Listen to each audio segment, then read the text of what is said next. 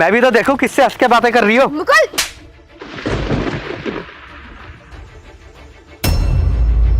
इधर दो फोन। पागल हो क्या किया तुमने? ऐसे कौन छीनता है? हाथ में लग गई मेरे। ये क्या तरीका है? सबके सामने मुकुल भाई पे हाथ उठा दिया। बीवी से मार खा रहा है।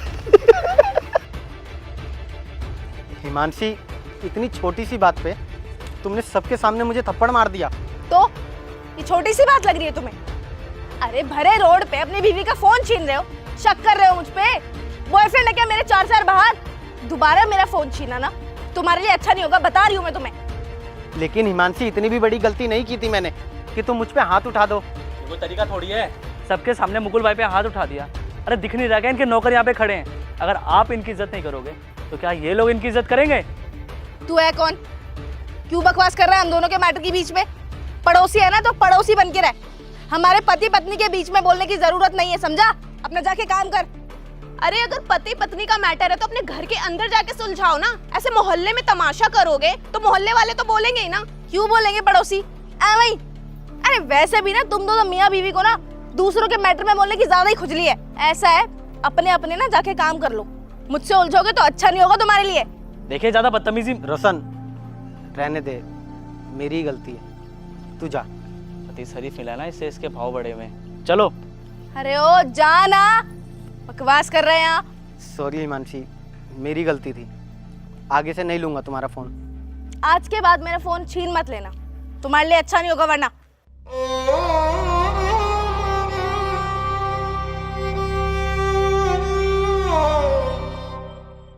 मैम साहब ने अच्छा नहीं किया साहब के साथ।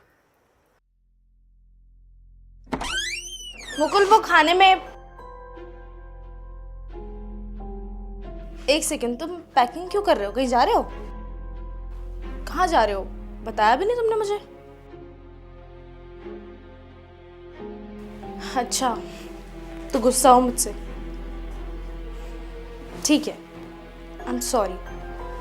गुस्से में थी यार, उठ गया हाथ मुझसे, माफ कर दो। गुस्सा आ गया था? गुस्सा आ गया था तो कहीं भी मुझ पे हाथ उठा दोगी क्या? तुमने पूरे मोहल्ले के आगे मुझे थप्पड़ मार दिया। अरे क्या सोच रहे होंगे लोग? अरे मेरा ड्राइवर खड़ा था वहां, मेरा चौकीदार खड़ा था, वो लोग मेरे बारे में क्या सोच रहे होंगे? अरे सिर्फ मैंने तुमसे फोन छीना था, ये कोई बड़ी गलती नहीं थी। लेकिन तुमने क्या किया? तुमने मुझ पे हाथ उठा दिया। अरे तुमने मुझ पे हाथ उठा के ना ये तो साबित कर दिया कि इस घर में मेरी कोई इज्जत नहीं है। अच्छा ठीक है, मैंने माना कि मुझसे गलती हो गई और मैं अपनी गलती मान भी रही हूँ। तुम इस तरह मुझसे गुस्सा मत रहो। अरे किस चीज की माफी मांग रही हो तुम मुझसे? इस चीज की कि तुमने मुझ पे हाथ उठाया, या इस चीज की कि तुम्हारी नजरों में मेरी कोई इज्जत नहीं है? हिमांशी, सच बताऊं ना तो जब से तुम कमाने लग गई हो ना, तुम्हारी नजरों में मेरी कोई इज्जत नहीं है। हिमांशी, तुम खुद ही सोचो, पूरे मोहल्ले के आगे अगर मैं तुम्हें थप्पड़ मार देता तो क्या होता? अरे लोग यही बोलते ना कि मुकुल अपनी बीवी को मारता है, अत्याचार करता है। और तुमने मुझे थप्पड़ मार दिया तो भी गलती मेरी ही है। अरे एक मर्द पूरी जिंदगी कमाता है, पूरी जिंदगी मेहनत करता है, पता है क्यों? बस इसलिए कि वो सोचता है कि अगर वो घर जाए ना तो उसकी इज्जत हो, उसकी लोग कदर करें। लेकिन यहां तो मेरी खुद की बीवी नहीं कर रही है। अरे बाहर के क्या करेंगे? तुम्हें एक बात बताता हूं, एक मर्द ना अपने ऑफिस में जाके अपने बॉस की गाली सुन लेगा, अरे मोहल्ले के बाहर के लोगों के ताने सुन लेगा, लेकिन ये कभी बर्दाश्त नहीं कर पाएगा कि उसके घर में उसकी बीवी उसे थप्पड़ मारती है, उससे बदतमीजी करती है। अरे आज के टाइम में ना मुझ पे अच्छा खासा पैसा है, लेकिन फिर भी मैं बहुत गरीब हूं। पता है क्यों? क्योंकि उसके घर में उसकी बीवी उसकी इज्जत नहीं करती है। और जब मेरे ही घर में मेरी इज्जत ना हो तो मैं क्या करूंगा इस घर में रह के? जा रहा हूं मैं ये घर छोड़ के। देखो प्लीज मेरी बात सुनो, मेरी बात समझने की कोशिश करो। मैं गुस्से में थी, गलती से हाथ उठ गया मुझसे। मैं नहीं रह पाऊंगी तुम्हारे बिना। तुम मुझे इस तरह अकेला छोड़ के जा रहे हो। सॉरी, मुझे माफ कर दो, मैं दोबारा कभी नहीं करूंगी ऐसा। हिमांशी, अब इस घर में मैं जब ही आऊंगा जब तुम्हारी आंखों में मेरे लिए इज्जत और मेरे लिए प्यार होगा, वरना मैं इस घर में कभी लौट के नहीं आऊंगा। सुनो प्लीज, मेरे साथ ऐसा मत करो, प्लीज मत जाओ मुझे छोड़ के।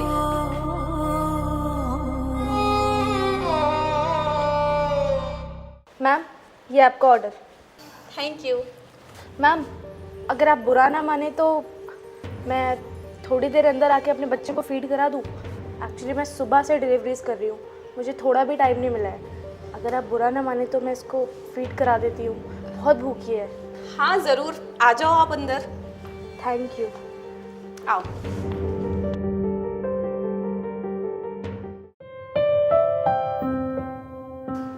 कितने मंथ की है ये? अभी तो 10 महीने की है। तो फिर तुम इसे लेकर काम करती हो? हाँ मैम, फिलहाल और कोई ऑप्शन नहीं है मेरे पास। तुम्हारे घर पर कोई और है नहीं? घर पे सिर्फ मैम मैं हूँ और ये है। अच्छा, और इसके पापा? मैम इसके पापा से मेरी शादी नहीं हुई। तो मतलब? एक्चुअली मैम जब हमें इसके बारे में पता चला तब हम लोग कॉलेज में थे। इसके पापा ने तो बोला कि बच्चा अबॉर्ट करा दो, लेकिन जब तक हम डॉक्टर के पास गए तब तक बहुत देर हो चुकी थी। डॉक्टर ने मना कर दिया कि बच्चा अबॉर्ट नहीं हो सकता। इसके पापा ने मना कर दिया था, वो कहने लगे कि मैं अभी बहुत यंग हूँ, मैं अभी बच्चे की रिस्पॉन्सिबिलिटी नहीं ले सकता। मैं चाहती तो इसके पापा की पुलिस कंप्लेंट भी कर सकती थी, लेकिन मैंने ऐसा नहीं किया। मैंने सोचा कि मैं अकेले ही सिंगल मदर बनकर इसको पालूंगी। और मैम उसके बाद से मैंने ही इसकी रिस्पॉन्सिबिलिटी ली। मैं चाहती तो इसके पापा की पुलिस कंप्लेंट भी कर सकती थी, पर मैंने ऐसा नहीं किया क्योंकि वो मेरा पहला और आखिरी प्यार था। मैंने उसके बाद घर छोड़ दिया क्योंकि मेरे मम्मी पापा को भी इस बारे में कुछ पता नहीं था। और तब से लेके आज तक मैं ये डिलीवरी का काम कर रही हूँ। और मैम मैंने ना अपने घर वालों को एक चिट्ठी भी लिख के छोड़ दी थी ताकि अपने घर वालों को भुला पाना मुश्किल ना हो। तुम्हारे मम्मी पापा ने इन 2 सालों में तुम्हें ढूंढने की कोशिश नहीं की? 1-2 बारी मैंने कॉल किया था अपने घर वालों को, लेकिन बात करने की कभी हिम्मत नहीं हुई। और इसके पापा से कभी बात हुई? नहीं मैम, कभी नहीं। जिस दिन इसके पापा ने मुझे छोड़ दिया था ना, उस दिन से ही मैंने इसके पापा का नामो निशान अपनी ज़िंदगी से मिटा दिया था। अच्छा, तो तुम्हें इसके साथ काम करने में परेशानी तो होती ही होगी? नहीं मैम, शायद ये बहुत समझदार बच्ची है, ये कभी मुझे परेशान नहीं करती। शायद इसको पता है कि इसकी माँ का दुख क्या है, इसकी माँ का दर्द क्या है। और मैम इसके साथ साथ मेरा भी दिल लग जाता है, वरना मैं भी अकेले काम करते करते बोर हो जाती। हम माँ बेटी एक दूसरे के साथ खुश हैं, हमें किसी की ज़रूरत नहीं है। सच में बहुत प्यारा बच्चा है आपका।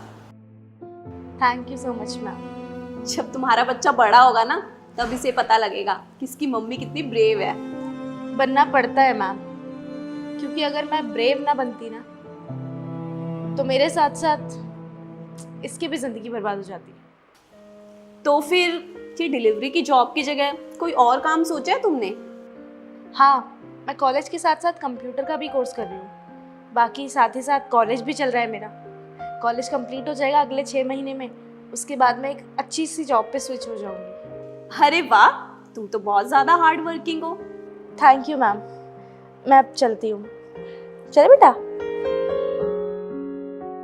वर्षा, मेरी गाड़ी की चाबी कहाँ है? तक तक राहें थक गई है आँखें पर, जिया माने ना। तक तक राहें थक गई है। मुकुल, इनसे मिलो। ये ना डिलीवरी गर्ल है, हमारे यहाँ डिलीवरी लेकर आई थी। इनके बच्चे को ना बहुत ज़्यादा भूख लगी थी, तो इन्होंने बोला अंदर आके फीडिंग करवा देती हूँ। तो मैंने कहा आ जाओ। तुम्हें पता है इनकी स्टोरी ना बहुत ज़्यादा इंस्पायरिंग है। और हाँ, तुम ना इनसे मिलो, ये मेरे हस्बैंड है मुकुल। मैम मैं चलती हूँ। ठीक है।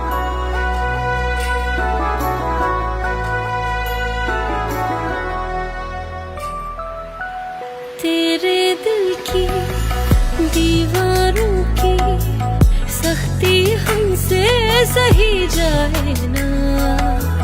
राहें यूं तो लंबी है पर जाकर भी। अरे तुम वहाँ क्यों खड़े हो?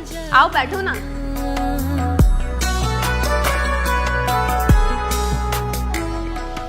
तुम्हें पता है बहुत ही इंस्पायरिंग कहानी है उस लड़की की। बहुत ब्रेव गर्ल है, सिंगल मदर है। एक हमें देखो, भगवान पता नहीं किन कर्मों की सजा दे रहा है हमें। काश मेरे पास भी एक प्यारा सा बच्चा होता। जाकर भी कहीं जाए ना मेरी